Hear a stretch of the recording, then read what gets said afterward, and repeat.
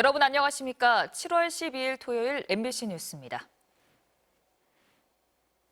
순직 해병 특검이 윤석열 전 대통령에 대한 강제 수사에 착수했습니다. 특검은 이른바 VIP 경로설을 뒷받침하는 김태효 전 국가안보실 1차장의 진술도 확보한 것으로 확인됐는데요. 김세영 기자가 보도합니다.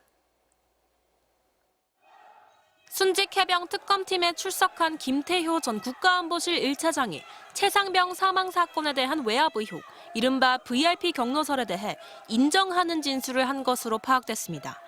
김 전 차장은 특검 조사에서 VIP 경로설이 불거진 2023년 7월 31일 대통령 주재 국가안보실 회의 상황을 설명하며 윤석열 전 대통령이 임기훈 당시 국방비서관의 보고를 받고 목소리를 높여 화를 낸 걸 들었다는 취지로 진술한 것으로 파악됐습니다.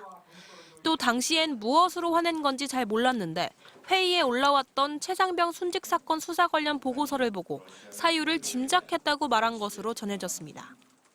김 전 차장은 지난해 7월 국회 운영위에 출석해서는 대통령이 경로한 것을 본 적 없다고 발언했었습니다.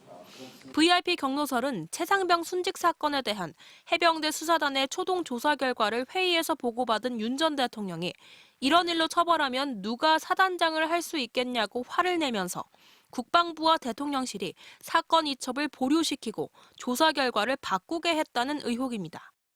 순직 해병 특검은 외압 의혹과 관련해 윤석열 전 대통령의 자택인 서울 서초동 아크로비스타와 서울 한남동 대통령 관저에 있던 윤 전 대통령 부부의 짐이 보관된 경기도 구리시에 있는 컨테이너 임대 창고를 압수수색했습니다. 윤석열 전 대통령의 주거지에 대하여도 압수수색 영장을 발부받아 집행에 착수했습니다. 압수수색 영장에는 윤 전 대통령이 직권남용 권리행사 방해 혐의 피의자로 적시됐습니다. 특검은 다른 회의 참석자인 조태용 전 안보실장과 임종득 국민의힘 의원 주거지 등 10여 곳도 압수수색해 관련 자료를 확보했습니다. 수사 외압의 시작점으로 지목된 국가안보실 회의 참석자가 수사기관에서 윤 전 대통령의 경로를 인정하는 진술을 한 것은 처음으로 윤 전 대통령을 향한 특검 수사가 급물살을 탈 것으로 보입니다. MBC 뉴스 김세영입니다.